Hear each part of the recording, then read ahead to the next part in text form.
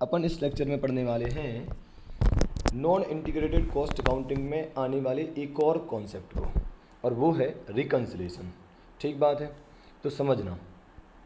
देखो, जब आप non integrated cost accounting system को फॉलो करते हैं, इसका मतलब पता है क्या है कि आप अपने कॉस्ट रिकॉर्ड्स अलग बनाते हैं, फाइनेंशियल रिकॉर्ड अलग बनाते हैं। ठीक बात है।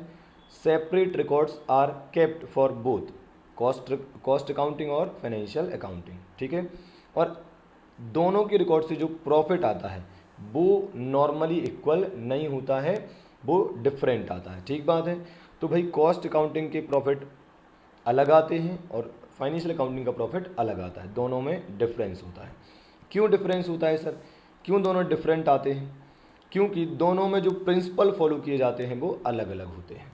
फॉर एग्जांपल, कॉस्ट अकाउंटिंग में आप स्टॉक को कॉस्ट पर ही वैल्यू करते हैं, जबकि फाइनेंशियल अकाउंटिंग में आप कॉस्ट और NRV which ever is lower पर वैल्यू करते हैं। ठीक बात है। तो ऐसे और भी सारे एग्जाम्पल हैं जो अपन आगे चल के डिस्कस करेंगे, है ना। पर अभी इतना समझ लो कि दोनों रिकॉर्ड का प्रॉफिट अलग अलग आता है, क्योंकि दोनों के जो प्रिंसिपल ऑफ अकाउंटिंग है वो अलग अलग है। ठीक बात है। आगे क्या है भाई, and therefore we have to prepare what reconciliation. तो हमें रिकन्सिलेशन बनाना पड़ेगा, रिकनसाइल करना पड़ेगा कॉस्ट अकाउंटिंग के प्रॉफिट को फाइनेंशियल अकाउंटिंग के प्रॉफिट से, या फिर वाइस वर्सा अपन बोल सकते हैं। To ensure the reliability of records, ताकि हमें ये पता चल जाए कि जो रिकॉर्ड्स बनाए गए हैं वो रिलायबल हैं, वो एक्यूरेट हैं। और देखिए एक्चुअली क्या होता है, जैसे आपने क्या करा, कॉस्ट अकाउंटिंग का प्रॉफिट निकाल दिया, फाइनेंशियल अकाउंटिंग का प्रॉफिट निकाल दिया। अब भाई दोनों में डिफरेंस हो सकता है क्योंकि दोनों के कुछ प्रिंसिपल अलग अलग हैं, चलो मान लिया। तो एक काम करते हैं ना, जिन कारणों से, जिन रीजन से डिफरेंस आ रहा है उनको रिकनसाइल करके देख लेते हैं। ठीक बात है। जैसे मान लो कि कॉस्ट का प्रॉफिट आया 50,000, अब फाइनेंशियल का आया 1,00,000, तो कोई तो डिफरेंस होगा ही कि 50,000 का डिफरेंस आ रहा है। तो जिन रीजन से डिफरेंस आ रहा है उनको अपन एडजस्ट कर लो, कॉस्ट अकाउंटिंग के प्रॉफिट में ऐड या लेस जो भी करना है एडजस्टमेंट कर लो आप, उसके बाद तो मैच होना चाहिए ना प्रॉफिट। लेकिन अगर तब भी प्रॉफिट मैच नहीं हो रहा है, इसका मतलब रिकॉर्ड्स में कुछ ना कुछ तो गड़बड़ है। तो रिकन्सिलेशन बनाने का पर्पस ये होता है कि हम चेक करें कि जो डिफरेंस आ रहा है दोनों की प्रॉफिट में वो जेन्युइन कारणों की वजह से आ रहा है, वो वैलिड रीजंस की वजह से आ रहा है, या फिर कोई और भी वजह है, कोई मिस्टेक है जो हमसे हुई है जिसकी वजह से डिफरेंस आ रहा है ना। तो जैसे अगर आपको याद हो ना, अपन बैंक रिकन्सिलेशन स्टेटमेंट बनाते थे बचपन में। ठीक बात है। वो क्यों बनाते थे, उसका मेन पर्पस क्या था? यही था कि भाई बैंक में बैलेंस कुछ और दिख रहा है, हमारे घर में बैलेंस कुछ और दिख रहा है, इसके पीछे क्या कारण है। तो भाई कुछ वैलिड कारण हो सकते हैं, तो उन वैलिड रीजन्स को एडजस्ट करो, उन वैलिड आइटम्स को एडजस्ट करो, उसके बाद तो मैच होना चाहिए ना। अगर तब भी मैच नहीं हो रहा है, इसका मतलब ये है कि भाई कुछ और मिस्टेक है। ठीक बात है। हालांकि इस बात को और अच्छे से अंडरस्टैंड करने के लिए हम आगे बहुत सारी बातें पढ़ने वाले हैं। ठीक है। तो देखो, अपन अब जानेंगे कि क्या रीजन्स हैं जिनकी वजह से डिफरेंसेस आते हैं कॉस्ट अकाउंटिंग के प्रॉफिट में और फाइनेंशियल अकाउंटिंग के प्रॉफिट में। ठीक बात है। तो इसके मेजर 3 कारण हैं। पहला, items included in financial accounting only, मतलब कुछ ऐसे आइटम होते हैं जो केवल फाइनेंशियल अकाउंटिंग में ही आते हैं। ठीक है। सेकंड, कुछ ऐसे आइटम होते हैं जो केवल कॉस्ट अकाउंटिंग में ही आते हैं। तो भाई अगर ऐसा होगा कि कुछ आइटम केवल फाइनेंशियल अकाउंटिंग में ही आने हैं तो डिफरेंस आएगा ही ना प्रॉफिट में, क्योंकि वो चीज़ें कॉस्ट अकाउंटिंग में तो आई नहीं। दूसरा, ऐसा भी हो सकता है कि कुछ आइटम केवल कॉस्ट अकाउंटिंग में आए, फाइनेंशियल अकाउंटिंग में आए नहीं, तो प्रॉफिट में डिफरेंस तो आएगा ही यार, है ना। ओके। फिर different treatment in 2 sets of account, मतलब कोई आइटम है जो कॉस्ट अकाउंटिंग में भी आता है और फाइनेंशियल अकाउंटिंग में भी आता है, लेकिन उसका ट्रीटमेंट अलग अलग होता है दोनों जगह, वैल्यूएशन का तरीका अलग अलग होता है ना। ठीक है। तो उसको अपन अभी समझेंगे, वन बाय वन स्टार्ट करते हैं। सबसे पहले बात करते हैं अपन फर्स्ट रीजन की, items included in financial accounts only. ठीक बात है। तो इसमें जो पहला है वो है प्योरली फाइनेंशियल एक्सपेंस, मतलब कुछ ऐसे एक्सपेंस होते हैं जो प्योरली फाइनेंशियल हैं, जो केवल और केवल फाइनेंशियल अकाउंटिंग में ही एज एन एक्सपेंस आने वाले हैं। ठीक बात है।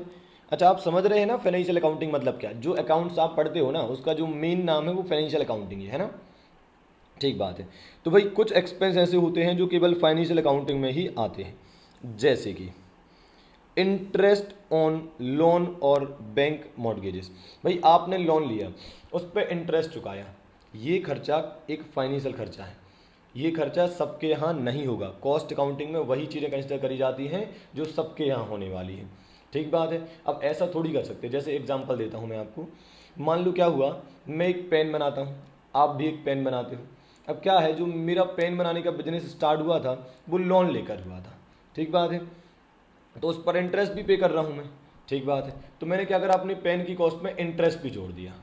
ठीक है। और आपने जो पेन बनाया है उसके लिए आपने लोन लिया ही नहीं था, तो आपका तो इंटरेस्ट का खर्चा है ही नहीं। तो आपकी जो पेन की कॉस्ट है उसमें इंटरेस्ट नहीं है। तो इस हिसाब से देखना, आपके प्राइस कम होंगे, मेरे पेन के प्राइस ज़्यादा होंगे। अब सोचो, मैं मार्केट में पेन बेचने जाता हूँ और मैं अपना पेन ज़्यादा बेचता हूँ, बोलता हूँ इस पर इंटरेस्ट भी इंक्लूड है, कोई लेगा क्या मेरा पेन? Obviously not. क्यों? क्योंकि यार दुनिया वालों को इससे मतलब थोड़ी ना कि क्या कैसे क्या है, उन्हें तो ये कि अगर सेम टू सेम पेन हमें मिल रहा है तो सही प्राइस पर मिलना चाहिए, है ना।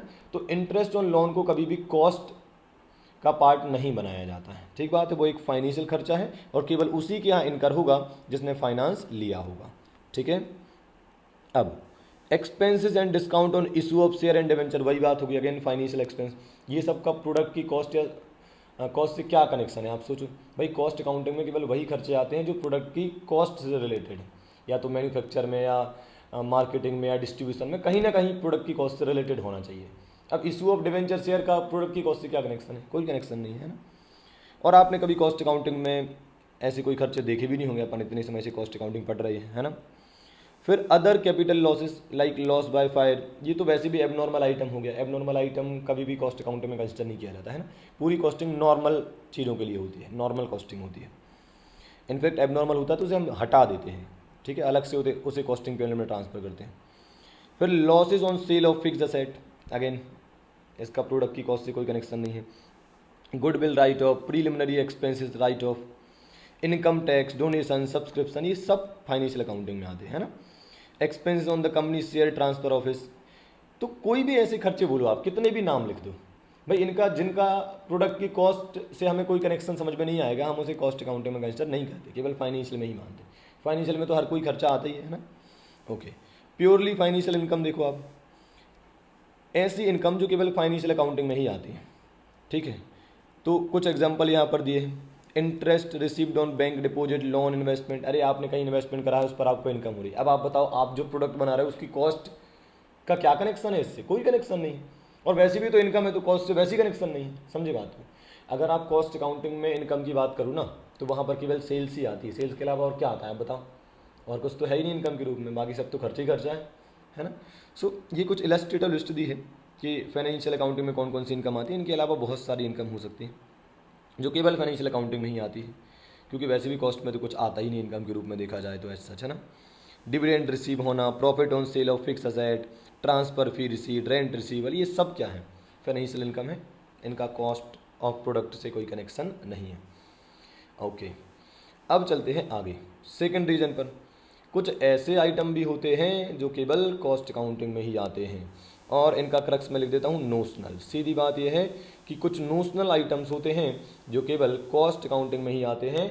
फाइनेंशियल अकाउंटिंग में कभी भी कोई नोशनल आइटम नहीं आता है। फाइनेंशियल अकाउंटिंग में केवल और केवल एक्चुअल आइटम आते हैं। आप जानते हैं अकाउंटिंग केवल उन्हीं खर्चों की, उन्हीं इनकम की जाती है जो एक्चुअल में होते हैं। नोशनल चीज़ों की अकाउंटिंग फाइनेंशियल में नहीं की जाती है। ठीक बात है। आप खुद ही सोचिए, जो आपने अकाउंट पढ़ा उसमें कभी आपने नोशनल चीज़ों को रिकॉर्ड करा? नहीं। हमने बचपन से ही पढ़ाई किया केवल एक्चुअल चीज़ों को रिकॉर्ड करना है ना। ओके। पर कॉस्ट अकाउंटिंग पता है क्या होता है? कॉस्ट अकाउंटिंग ना इंटरनल पर्पज़ के लिए होती है, मैनेजमेंट के लिए होती है। तो भाई हमें अपनी पर्पज़ से जो करना है हम कर सकते हैं, थोड़ी ना किसी एक्सटर्नल पार्टी के लिए हम ये बना रहे हैं ना। ठीक है। जैसे कुछ एग्जांपल देख लेते हैं। Charges in lieu of rent where premises are owned. भाई अब मान लो आपकी फैक्ट्री है तो आपको रेंट नहीं लग रहा है, ठीक बात है, तब भी हम नोशनल रेंट उसका कॉस्ट में काउंट करेंगे। बताइए क्यों? क्योंकि सारी दुनिया जो जो रेंट पर लेकर फैक्ट्री चला रही है, ठीक बात है, तो हमें भी तो उनके जैसी कॉस्टिंग करनी पड़ेगी। वो तो रेंट चार्ज कर ही रहे होंगे। या एक सिंपल एग्जांपल देता हूँ। मान लो आपको कंपैरिजन करना है इंटरनल पर्पस के लिए, तो आप चाहेंगे कंपैरिजन करना कि यार सामने वाले की फैक्ट्री है, उसका रेंट लगता है इसलिए उसका प्रॉफिट कम आता होगा।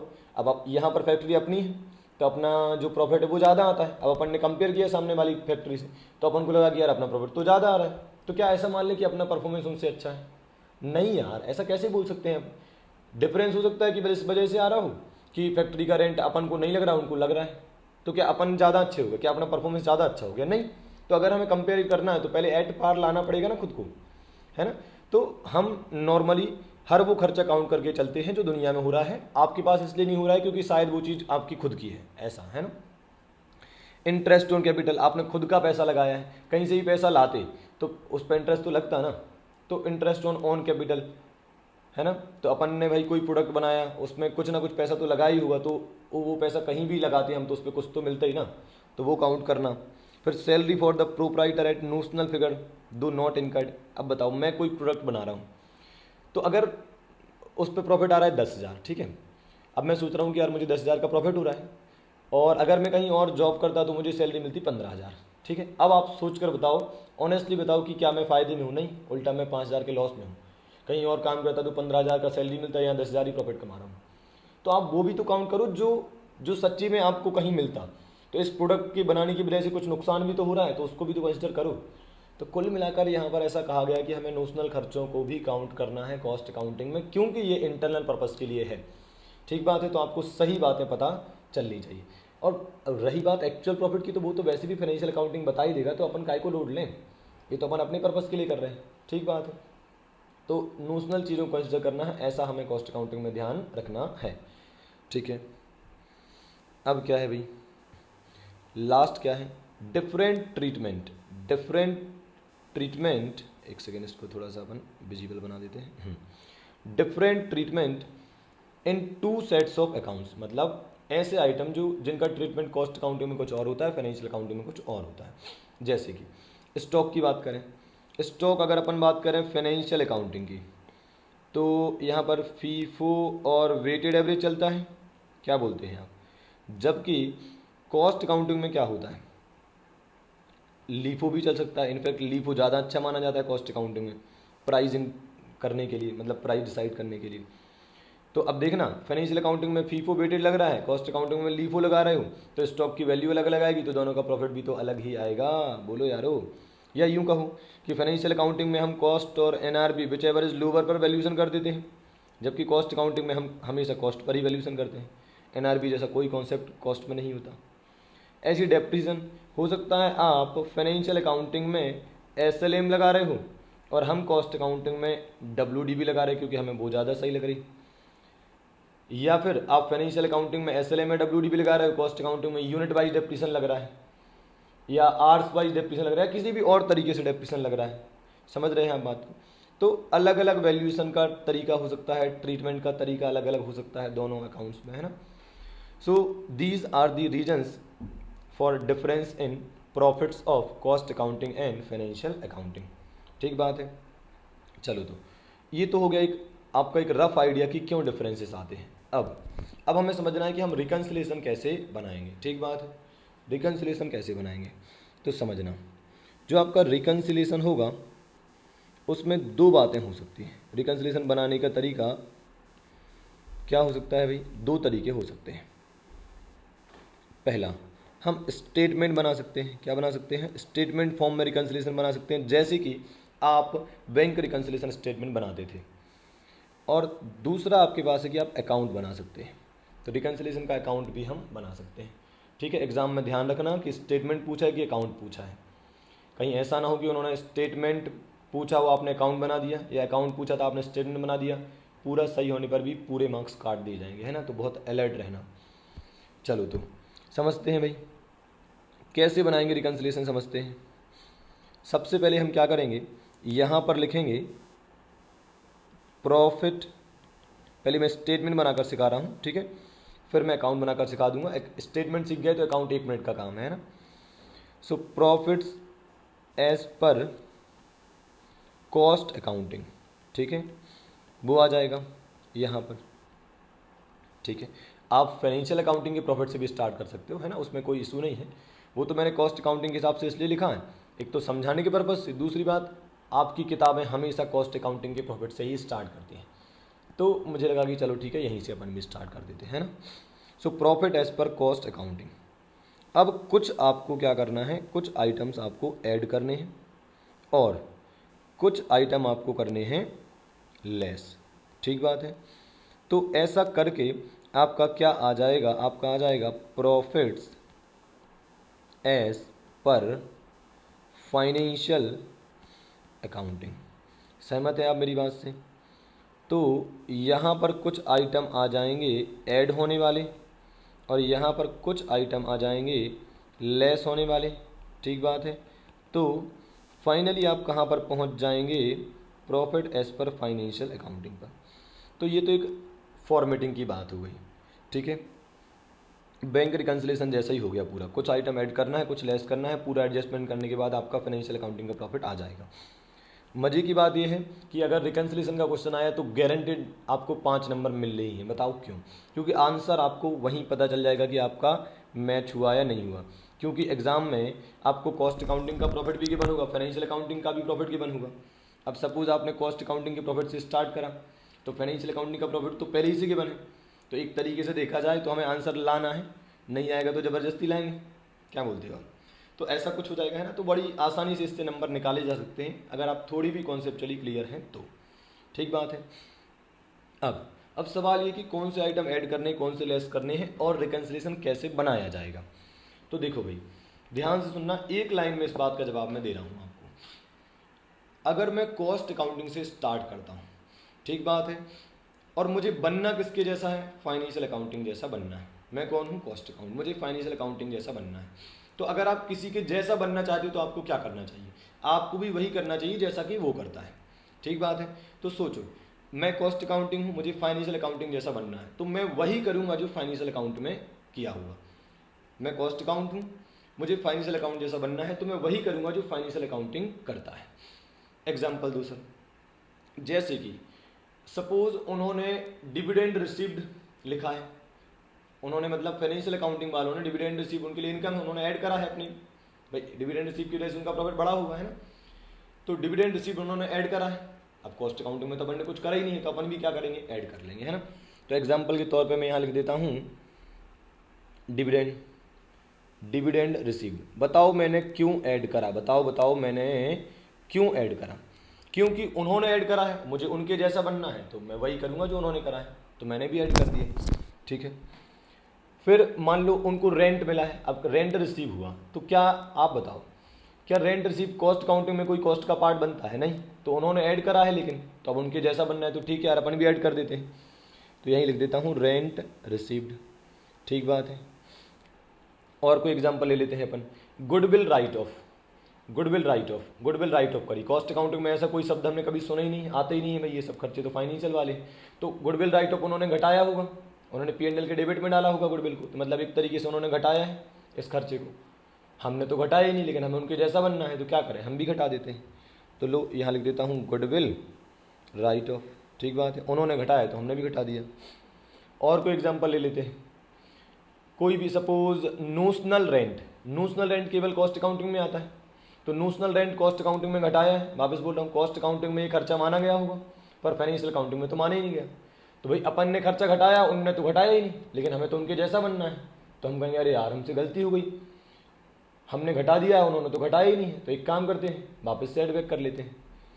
तो क्या करेंगे हम, नोशनल रेंट को क्या कर लेंगे, हम एडबैक कर लेंगे। वापस बोलता हूँ, क्यों एडबैक करा? नोशनल रेंट अपन ने घटा दिया होगा, अपन कॉस्ट अकाउंटिंग वाले हैं ना, अपन मतलब हमेशा कॉस्ट अकाउंटिंग वाले रहेंगे।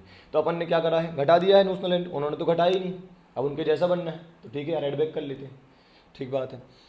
और कोई भी आइटम उठा लो आप, जो अपन ने एग्जाम्पल में यहाँ पढ़े थे। सपोज अपन उठा लेते हैं क्या, ये उठा लेते हैं प्रीलिमिनरी एक्सपेंसेस राइट ऑफ, या इनकम टैक्स उठा लो। इनकम टैक्स उन्होंने घटाया होगा, उन्होंने खर्चा मान के घटाया होगा, ठीक है, और अपन ने तो घटाया ही नहीं होगा, तो उनके जैसा बनना है, तो क्या करें, वापस से बोल रहा हूँ, उन्होंने घटाया होगा फाइनेंशियल अकाउंटिंग वालों ने, अपन ने तो घटाया ही नहीं। अपन इनकम टैक्स से मतलब नहीं रखते, तो अब क्या करें भाई, ऐसे में उनके जैसा बनना है, तो ठीक है अपन भी घटा दो। तो लो इनकम टैक्स ये आ जाएगा। ठीक बात है। और कोई एग्जांपल ले लेते हैं, सपोज अपन ले लेते हैं डेप्रीसिएशन। आप सोच कर बताना है ना, जैसा मैं लिखूंगा आप जवाब देना क्या होगा, देखना। सपोज फाइनेंशियल अकाउंटिंग, नहीं अपन लोग कौन है, अपन लोग हमेशा कॉस्ट अकाउंटिंग वाले हैं, अपन कॉस्ट अकाउंटिंग वाले हैं और वो लोग फाइनेंशियल अकाउंटिंग वाले। ठीक है। अब डेप्रीसिएशन उन्होंने घटाया है कितना, 50,000, है ना। भाई मैं घटाया शब्द कब यूज़ करूँगा, जब कोई खर्चे की बात होगी। और जोड़ा कब यूज़ करूँगा, जब कोई इनकम की बात होगी, है ना। तो उन्होंने डेप्रिसिएशन तो खर्चा है, तो उन्होंने घटाया है कितना, 50,000, और मान लो हमने घटा दिया है 60,000। ठीक बात है। अब बताओ, हमें उनके जैसा बनना है तो हमें क्या करना चाहिए था, हमें भी डेप्रिसिएशन 50,000 ही घटाना चाहिए था, क्योंकि उन्होंने 50,000 घटाया, हमें उनके जैसा बनना है तो हमें भी 50,000 घटाना था। ओ माई गॉड, हमसे गलती हो गई, हमने 10,000 ज़्यादा घटा दिया। तो क्या करें, 10,000 को एडबैक कर लो। तो ये डेप्रिसिएशन 10,000 का जो है वो एडबैक हो जाएगा। क्या बोलते हैं आप, ठीक बात है। ऐसे ही चलता रहेगा। और बता देता हूँ, मान लो स्टॉक की बात कर लेते हैं, और स्टॉक में पहले अपन बात कर लेते हैं क्लोजिंग स्टॉक। आप जानते हैं क्लोजिंग स्टॉक प्रॉफिट को बढ़ाता है, ठीक है। बहुत ट्रिक भी लोग यूज़ करते हैं। अगर आपको अपना प्रॉफिट बढ़ाना है तो आप क्या करिए, अपने क्लोजिंग स्टॉक का वैल्यूएशन बढ़ा दीजिए। जैसे आप याद करिए, आप ट्रेडिंग P&L बनाते हैं तो क्लोजिंग स्टॉक क्रेडिट साइड आता है। अब क्रेडिट साइड इनकम वाले आइटम आते हैं, रेवेन्यू वाले आइटम आते हैं। तो अगर क्रेडिट साइड कोई भी चीज़ बढ़ेगी तो आपका प्रॉफिट बढ़ेगा ना, है ना। ऐसा कॉस्ट में भी होता है। आप चेक कर लेना, जब भी आप देखना आपका कॉस्ट, आप देखना कॉस्ट शीट बनाते हो, आप कॉस्ट शीट में चेक करना, कभी भी क्लोजिंग स्टॉक का अमाउंट आप 10 रुपये से या 100 जितने से भी आपको बढ़ाना है बढ़ा देना, उतने से ही प्रॉफिट भी बढ़ जाएगा आपका, है ना। तो कहीं ना कहीं क्लोजिंग स्टॉक एक इनकम वाला आइटम है ना, तो मैं इसको इनकम जैसे ट्रीट करूंगा, है ना। क्लोजिंग स्टॉक को मैं इनकम जैसे ट्रीट करूंगा समझाने के लिए, है ना, प्रॉफिट जैसा। तो देखो, मान लो फाइनेंशियल नहीं, कॉस्ट अकाउंटिंग और फाइनेंशियल अकाउंटिंग ये लिख दिया, ठीक है। सपोज पहले अपन अपनी बात कर लेते हैं। कॉस्ट अकाउंटिंग में अपन ने क्लोजिंग स्टॉक लिखा है 1,00,000 का, ठीक है, और उन्होंने क्लोजिंग स्टॉक लिखा है सपोज 1,50,000 का, ठीक बात है। तो इसका मतलब उन्होंने इनकम कितने से लिखी है, 1,50,000 से। भाई उन्होंने 1,50,000 का क्लोजिंग स्टॉक लिखा है, मतलब एक तरीके से प्रॉफिट को 1,50,000 से बढ़ाया है।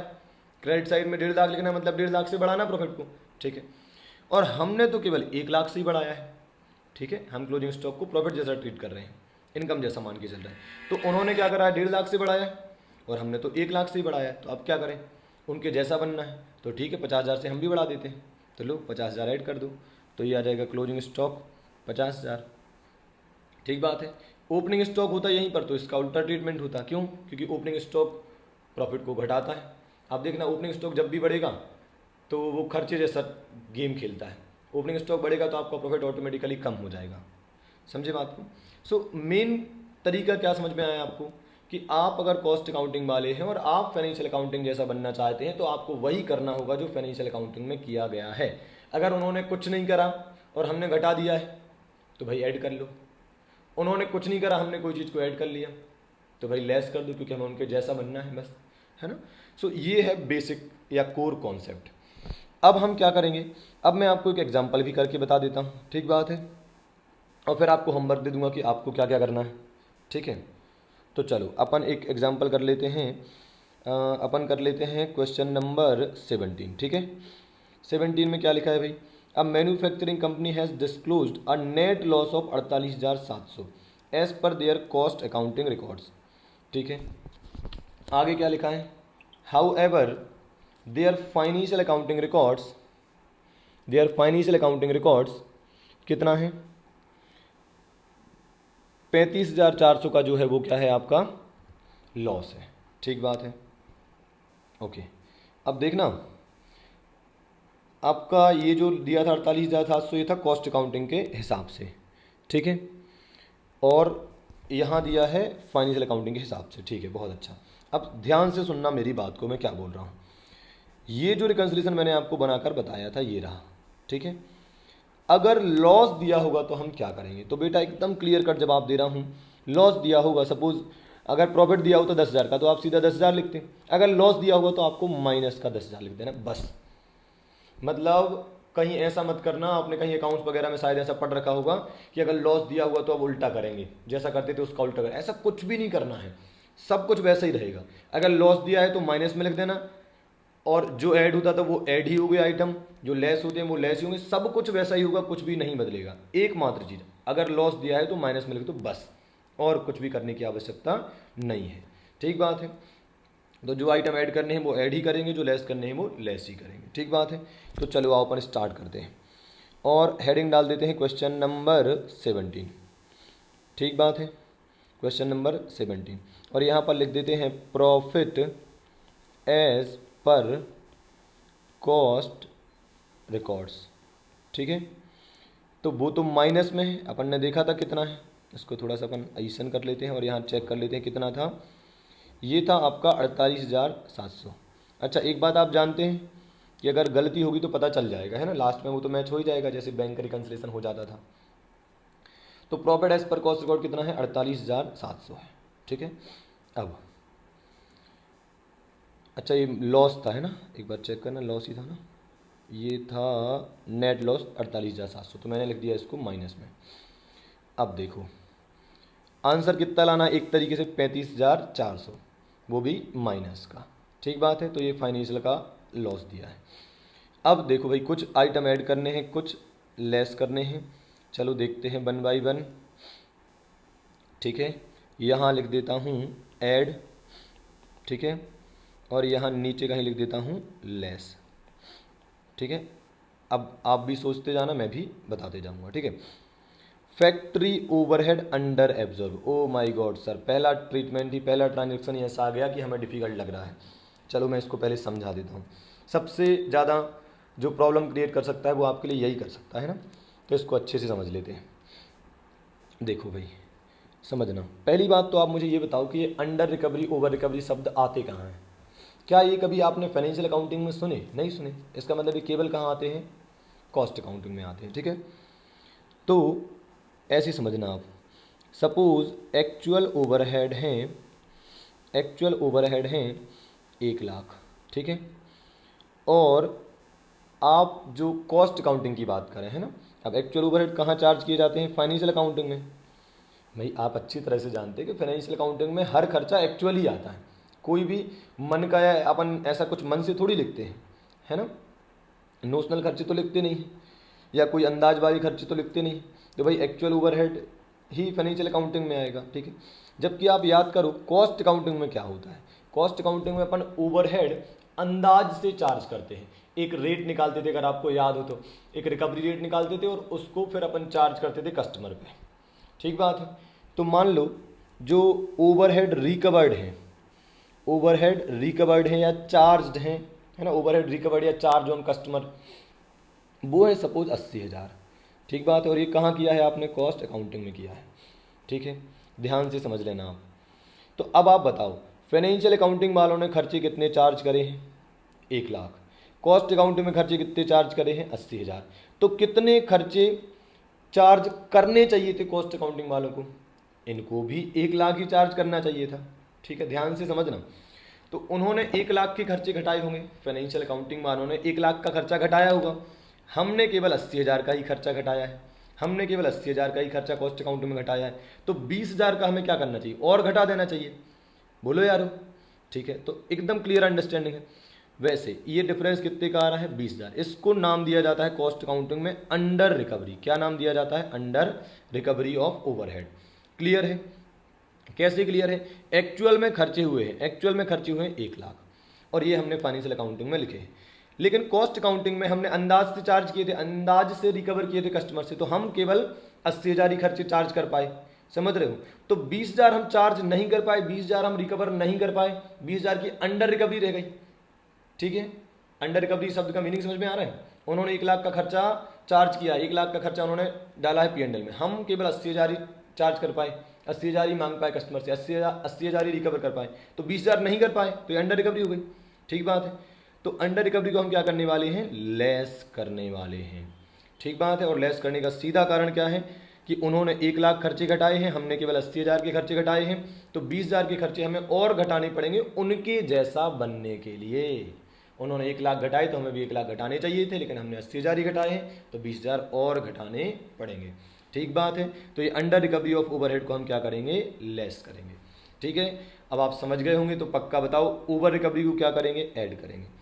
और कुछ बच्चे तो बड़े चालाक होते हैं, बोले इतना कहाँ दिमाग लगाना है, ओवर को ऐड करना है, अंडर को लेस करना है, समझ रहे हो। तो बच्चों को क्वेश्चन करते करते दिमाग में ऐसा फीड हो जाता है कि यार ठीक है, उनके दिमाग में फिट ही हो जाता है कि ओवर को ऐड करना है, अंडर को लेस करना है, ऐसा कुछ। पर ठीक है, आपको लॉजिक मैंने बता दिया, अब आपको कैसे भी दिमाग में वो बना रहे, है ना, लॉजिकल आप रखोगे तो बहुत अच्छा रहेगा कि अंडर रिकवरी को क्यों घटाना है, ओवर रिकवरी को क्यों ऐड करना है ना, ठीक है। तो इतना क्लियर होना चाहिए आपको कि अंडर को घटाना क्यों है और ओवर को ऐड क्यों करना है।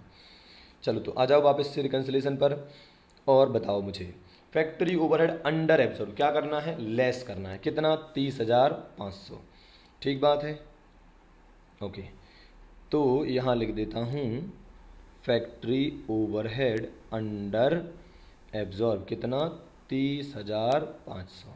ठीक है, अब क्या करना है भाई, एडमिन ओवरहेड ओवर एब्जॉर्ब। अब मैं फिर से नहीं समझा रहा हूँ, आप समझ गए होंगे। अंडर एब्जॉर्ब को घटाते क्यों हैं, तो उसी हिसाब से ओवर एब्जॉर्ब को ऐड क्यों करते हैं ना।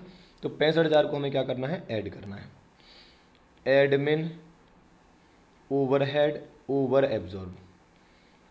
ठीक है, फिर भी आपको अगर लगे तो मैं ओवर एब्जॉर्ब क्यों ऐड करते वो भी समझा दूंगा, है ना, लास्ट में बता दूंगा। ठीक है, ये हो रहा है आपका 65,000। ठीक है, और आगे चलते हैं भाई, डेप्रीसिएशन एंड फाइनेंशियल अकाउंटिंग। चलो समझते हैं। डेप्रीसिएशन, यहाँ कॉस्ट अकाउंटिंग है, इधर फाइनेंशियल अकाउंटिंग है। ठीक है, आप भी सोचना, मैं भी सोचता हूँ। डेप्रीसिएशन फाइनेंशियल अकाउंटिंग में कितना घटाया होगा, 2,25,000। ठीक है, मैं घटाया क्यों बोल रहा हूँ, अरे डेप्रीसिएशन तो खर्चा है ना, तो खर्चा तो हर कोई घटाता ही है। तो उन्होंने घटाया है 2,25,000। कॉस्ट अकाउंटिंग में मतलब अपन लोगों ने कितना घटा दिया है, 2,70,000। एक जीरो ज़्यादा दिख रहा है आपको, है ना, 2,70,000। ठीक बात है। अरे हमें उनके जैसा बनना है, हमें उनके जैसा बनना है। उन्होंने 2,25,000 घटाए, तो हमको भी कितने घटाने चाहिए थे, 2,25,000, पर हमने तो 2,70,000 घटा दिए। कितने ज़्यादा घटा दिए हैं हमने, कितने ज़्यादा घटा दिए हैं, 2,70,000 माइनस 2,25,000। 45,000 का डेप्रीसिएशन हमने क्या करा है, ज़्यादा घटा दिया है। तो क्या करूँ, ऐड कर लो 45,000 का डेप्रीसिएशन। ठीक है, तो डेप्रीसिएशन 45,000 का हम क्या कर लेंगे, ऐड कर लेंगे। ठीक है, लिख दे रहा हूँ ओवर चार्ज, हमने ओवर चार्ज कर दिया था, तो इसको हमने वापस से ऐड बैक कर लिया।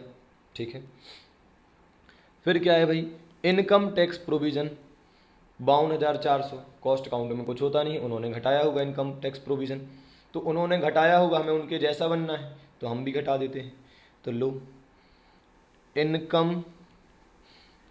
इनकम टैक्स कितना घटाना है, 52,400। ठीक है, आगे transfer fee credited in financial accounting. उन्होंने कोई इनकम है ट्रांसफ़र फी नाम की, जिसको उन्होंने क्रेडिट करा है, उन्होंने जोड़ा है, और हमने तो कुछ करा ही नहीं, हम तो ऐसी कोई इनकम जानते ही नहीं है भाई। तो 10,200 उन्होंने ऐड करा है, हमें उनके जैसा बनना है। उन्होंने इनकम को ऐड करा है, हमने नहीं करा, लेकिन हमें उनके जैसा बनना है, तो हम भी ऐड कर देंगे। तो ट्रांसफ़र फी कितना है, 10,200। ठीक है, और आगे चलते हैं। Obsolescence loss charge in financial account. उन्होंने कोई ऑब्सोलेसेंस लॉस को उन्होंने घटाया होगा, 20,700 को उन्होंने घटाया होगा। ठीक है, तो हम क्या करें, हमने तो कुछ करा ही नहीं है, तो ठीक है हम भी घटा देते हैं उनके जैसा जो बनना है। तो उन्होंने रेड्यूस करा, उन्होंने डिडक्ट करा, तो हम भी डिडक्ट कर देते हैं। तो लो, ऑब्सोलेंस लॉस कितना है, 20,700, हमने भी घटा दिया, उनने घटाया, हमने भी घटा दिया। नोशनल रेंट केवल कहाँ आएगा, कॉस्ट अकाउंटिंग में। ठीक है, notional rent of own premises charge in cost account. Cost account में हमने नोशनल रेंट घटाया है, उन्होंने तो नोशनल खर्चा घटाया ही नहीं होगा, तो हमें उनके जैसा बनना है। तो हम कहेंगे अरे यार आप लोगों ने नहीं घटाया, हमने घटा दिया, तो चलो हम भी ऐड बैक कर लेते हैं आपके जैसा जो बनना है। तो ऐड बैक कर लेते हैं नोशनल रेंट को। ठीक है, कितना, 54,000। ठीक है, और आगे चलते हैं। Value of opening stock, opening stock को खर्चे जैसा डील करना है। ठीक है, तो चलो ओपनिंग स्टॉक को समझते हैं। ओपनिंग स्टॉक डेबिट साइड में आता है, ट्रेडिंग P&L की, मतलब खर्चे वाली साइड आता है। तो कभी भी ओपनिंग स्टॉक का ज़्यादा होना प्रॉफिट को कम कर देता है, ओपनिंग स्टॉक का कम होना प्रॉफिट को बढ़ा देता है ना। तो देखो भाई, ओपनिंग स्टॉक एक तो कॉस्ट अकाउंटिंग और दूसरा फाइनेंशियल अकाउंटिंग। पहले देख लेते हैं कॉस्ट अकाउंटिंग में उन्होंने लिखा है 1,38,000। तो कॉस्ट अकाउंटिंग में अपन ने लिखा है 1,38,000, और फाइनेंशियल अकाउंटिंग में उन्होंने लिखा है 1,15,000। ठीक है, अब चेक करते हैं, देखना 1,15,000। तो फाइनेंशियल अकाउंटिंग में उन्होंने 1,15,000 का ओपनिंग स्टॉक लिखा है, मतलब एक तरीके से प्रॉफिट को 1,15,000 से घटाया है। मैं ठीक कह रहा हूँ। अगर आप ट्रेडिंग P&L के अकाउंट में ओपनिंग स्टॉक में 1,15,000 लिखोगे तो आपका प्रॉफिट 1,15,000 से कम हो जाएगा। और भरोसा ना हो तो आप एक काम करना, ओपनिंग स्टॉक को हटा दो जो कि 1,15,000 था, तो ऑब्वियसली प्रॉफिट कितने से बढ़ जाएगा, 1,15,000 से बढ़ जाएगा। तो सिंस एक्सपेंस साइड होता है इसलिए हम इसको एक्सपेंस जैसा डील कर रहे हैं। तो उन्होंने घटाया है 1,15,000, प्रॉफिट उनका 1,15,000 से घट गया है। और हमने तो 1,38,000 से घटा दिया है, तो हमने ज़्यादा घटा दिया है यार। तो ठीक है, जितना ज़्यादा घटाया है उसको एड बैक कर लो। कितना ज़्यादा घटाया है? 1,38,000 माइनस 1,15,000, 23,000 हमने क्या करा है, ज़्यादा घटा दिया है। इसको ऐड बैक कर लेते हैं, चलो 23,000 को ऐड बैक करते हैं। तो ओपनिंग स्टॉक ओवर वैल्यू कर दिया था हमने, कितने से? 23,000 से, ठीक है, ओके। अब क्या है भाई, value of closing stock, value of closing stock, चलो इसको भी समझते हैं। क्लोजिंग स्टॉक ये इनकम साइड आता है, तो इनकम जैसे ट्रीट करेंगे, इसकी वजह से प्रॉफिट बढ़ता है ना, इनकम बढ़ती है। तो उन्होंने कितना लिखा है? उन्होंने लिखा है 1,12,500, ठीक है। हमने कितना लिखा है? 1,22,000, सहमत हैं आप? तो उन्होंने इनकम को या प्रॉफिट को एक तरीके से कितने से बढ़ाया है? 1,12,500 से। तो हमें भी कितने से बढ़ाना चाहिए था? 1,12,500 से, पर हम तो 1,22,000 से बढ़ा चुके हैं। तो कितना ज़्यादा बढ़ा दिया है? 1,22,000 माइनस 1,12,500, कितना आ जाएगा? 9,500 से हमने ज़्यादा बढ़ा दिया है अपनी इनकम को। अब उनके जैसा बनना है तो ठीक है यार, कम कर लेते हैं। तो 9,500 क्या करेंगे हम? कम कर देंगे। क्लोजिंग स्टॉक ओवर वैल्यूड कितना था? 9,500, है ना। डन। मेरे हिसाब से सारे आइटम हो चुके हैं। ये रहा आपका रिकन्सिलेशन, ठीक है। अब एक काम करते हैं, इसको चेक कर लेते हैं अपन फटाफट।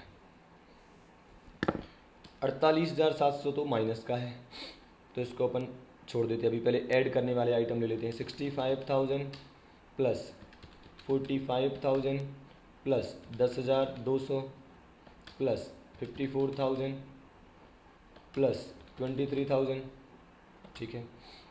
फिर माइनस वाले कौन कौन से? 30,500 माइनस 52,400 माइनस 20,700 माइनस 9,500 और फाइनली माइनस 48,700।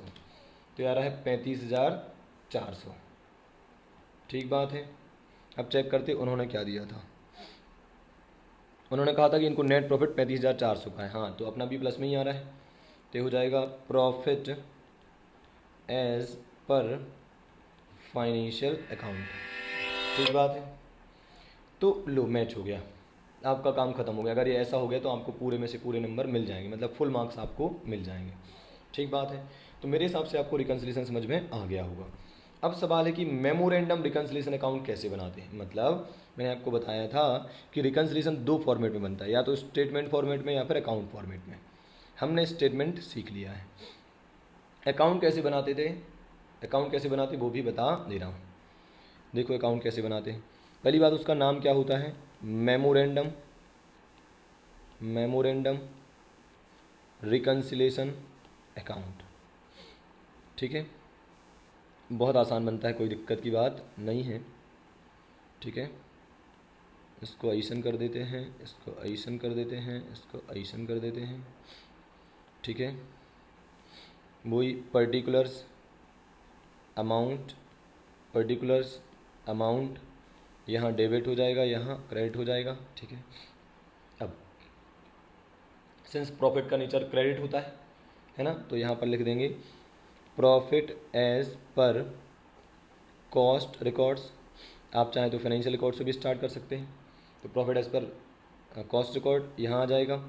फिर जितने भी ऐड होने वाले आइटम हैं, अभी अपन ने पढ़ा ना स्टेटमेंट में हम जिन आइटम को ऐड करते हैं, वो ऐड करने वाले सारे आइटम यहाँ आ जाएंगे। सो ऐड करने वाले आइटम सारे यहाँ आ जाएंगे, ठीक है। ऐसे करके सारे आ जाएंगे। सर क्यों आ जाएंगे? अब समझो ना, जिस चीज़ का नेचर जैसा होता है ना, उसको अगर बढ़ाना हो तो उसको वही करना होता है। फॉर एग्जांपल बताओ, प्लांट एंड मशीनरी एक असेट है, उसका नेचर डेबिट होता है। अगर आपको उसको बढ़ाना है तो आप और डेबिट करोगे, घटाना है तो आप क्रेडिट करोगे, है ना। जैसे लाइबिलिटी है, लाइबिलिटी का नेचर क्रेडिट होता है। अगर आप उसको बढ़ाना है लाइबिलिटी को तो क्या करोगे? और क्रेडिट करोगे। घटाना है तो आप डेबिट करोगे, है ना। तो ऐसे ही यहाँ पर आपको प्रॉफिट को बढ़ाना है, ऐड करना है उसमें कुछ, तो अपन इसी साइड लिखेंगे क्रेडिट साइड, क्योंकि प्रॉफिट भी इसी साइड लिखा हुआ है। और लेस करने वाले सारे आइटम यहाँ आ जाएंगे, ठीक बात है। तो फाइनली आपका यहाँ पर क्या आ जाएगा? Profit as per financial records, ठीक बात है, ओके। तो तो ये तो सर बड़ा आसान हो गया, इसमें कोई दिक्कत की बात नहीं है, हम आराम से बना लेंगे। बस इतना ध्यान रखना बेटा कि ऐसा ना हो कि वो स्टेटमेंट पूछें और हम अकाउंट बना दें या उल्टा हो जाए, पूरे नंबर चले जाएंगे। तो ध्यान से देख लेना उन्होंने पूछा क्या है, ठीक है। अच्छा एक और बात, अगर लॉस दिया होता तो मतलब profit as per cost record की जगह loss as per cost record दिया होता, जैसे अभी अपन ने क्वेश्चन करा उसमें यही था, loss as per cost record दिया है, तो क्या करेंगे? तो भाई अब अकाउंट में कोई चीज़ माइनस में तो लिखते नहीं है, तो लॉस को हम कहाँ लिख देंगे? यहाँ पर लिख देंगे loss as per financial records, ठीक बात है, ये ऐसे हो जाएगा, ठीक है। फाइनेंशियल रिकॉर्ड लिख दिया गलती से, कॉस्ट रिकॉर्ड लिखना था, loss as per cost record वो आ जाएगा यहाँ पर, ठीक है। बाकी सब वैसे ही रहेगा। फिर अगर फाइनेंशियल रिकॉर्ड में लॉस आ रहा होगा तो वो इधर आ जाएगा, loss as per financial record आ रहा होगा तो वो इधर आ जाएगा, ठीक बात है। तो कुल मिलाकर ये है कि ऐड और लेस होने का तरीका कभी नहीं बदलेगा। ऐड होने वाले आइटम हमेशा हम क्रेडिट साइड में लिखने वाले हैं, लेस होने वाले आइटम हमेशा डेबिट साइड लिखने वाले हैं। बस इतना डिफरेंस हो सकता है कि अगर profit as per cost record की बजाय loss as per cost record दिया होगा तो उसे हम डेबिट साइड में लिख देंगे, ठीक बात है। और कोई तो फर्क नहीं पड़ने वाला है।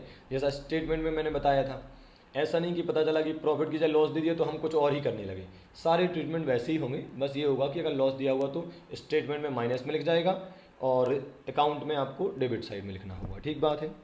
चलो तो यहाँ पर रिकन्सिलेशन का जो कॉन्सेप्ट है वो एक फिनिश होता है, पर उसकी प्रैक्टिस हमें अभी करना है। तो आपके लिए कुछ होमवर्क देता हूँ। चलो आपके लिए होमवर्क है क्वेश्चन नंबर 18।